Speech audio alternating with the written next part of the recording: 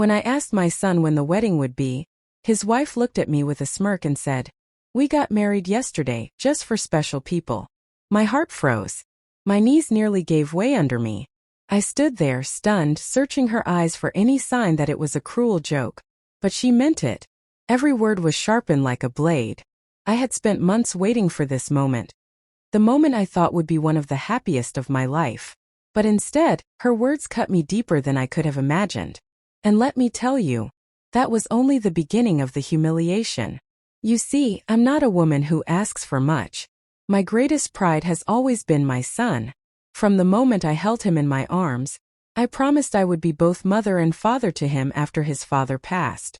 I worked long nights, sacrificed vacations, even skipped meals just to make sure he had the best I could give. So when he first told me he was getting married, I was overjoyed. I told everyone in the neighborhood, "My boy is finally settling down. I'm going to see him start his own family." I started setting aside little savings every month, dreaming of the perfect gift I'd give him on his wedding day.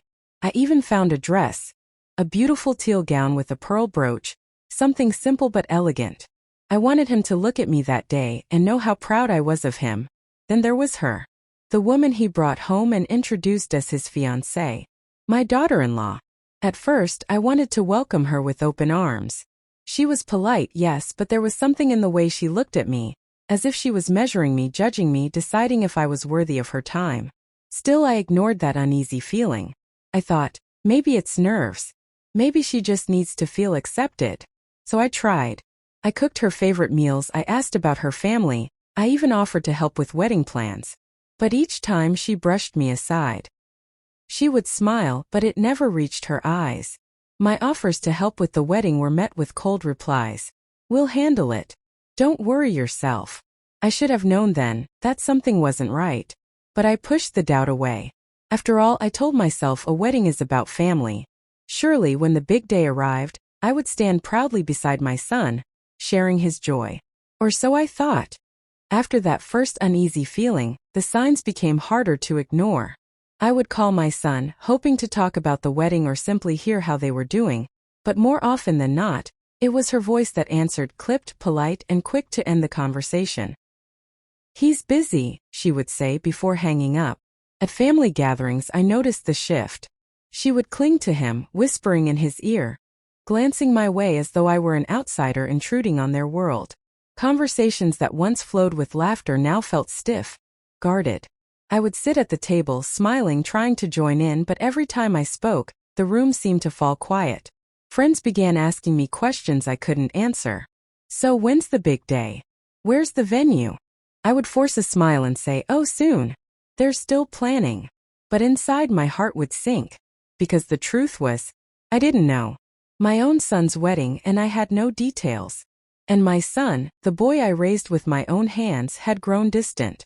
Whenever I asked, he'd give vague replies. "We're figuring it out, Mom." Or, "Don't worry, you'll know when the time comes." His words felt like smoke, slipping through my fingers. The unease turned into dread. Until one day I could no longer hold back. I asked as gently as I could, "When is the wedding? I'd like to know. I need to prepare." That's when she turned to me, her lips curling into that smirk I had come to know too well. And with a voice that carried both triumph and cruelty, she said, "We got married yesterday, just for special people." The room fell silent. Her words echoed in my mind, heavy and sharp. I felt my face burn, my throat tighten as if all the air had been stolen from me.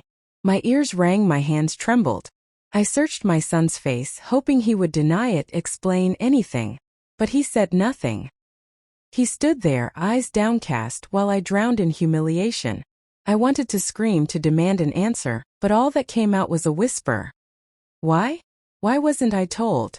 Was I not family? Still silence. Later, I learned neighbors had already heard the news. Friends congratulated me on a marriage I hadn't even known took place.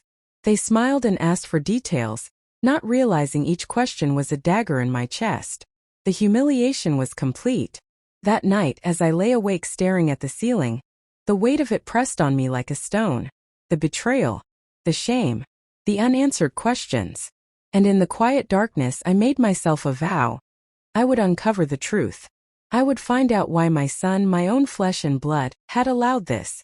I confronted my son in private, hoping away from her presence he would finally speak to me honestly. My voice shook as I asked, "Why, son? Why would you let this happen without me?"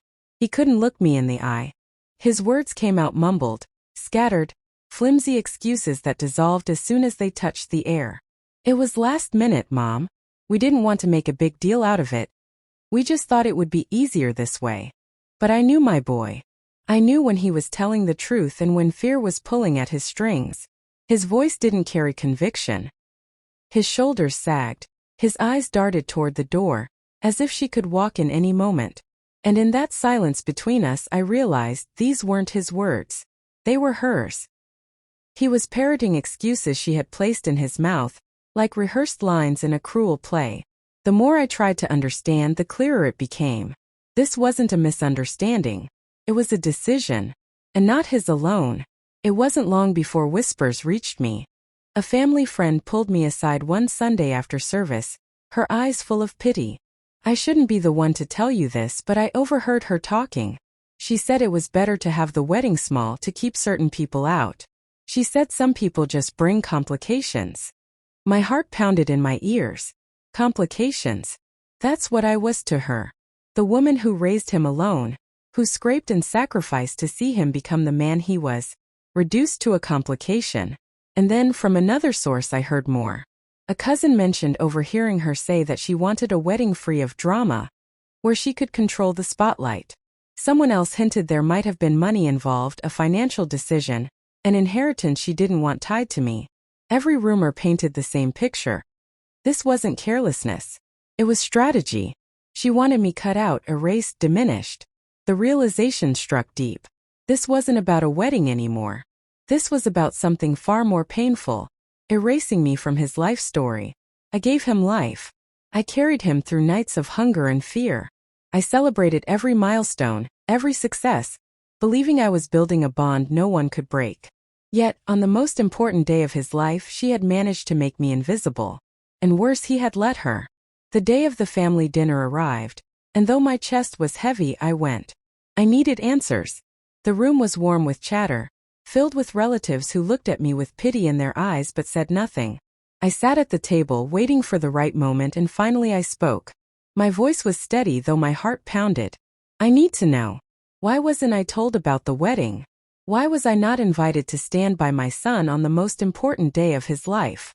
The room fell quiet. Forks clinked softly against plates, then silence. My daughter-in-law leaned back in her chair, her lips curling into that same smirk that had haunted me. And with a voice dripping with disdain, she said, "Because we wanted only people who matter." The words hit me like a slap. Gasps rippled around the table, but no one spoke up. I turned to my son, my last hope, my only child, waiting for him to defend me, to say she was wrong, that I did matter.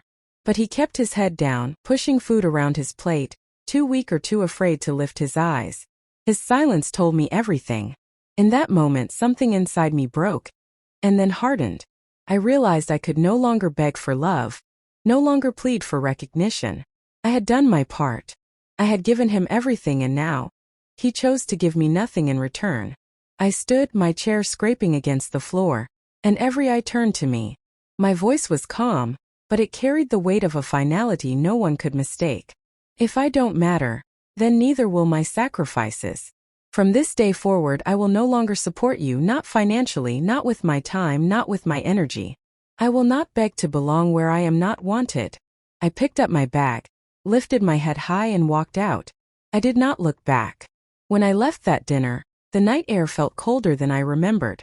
My heart ached, not just from the sting of exclusion, but from the silence of my own son.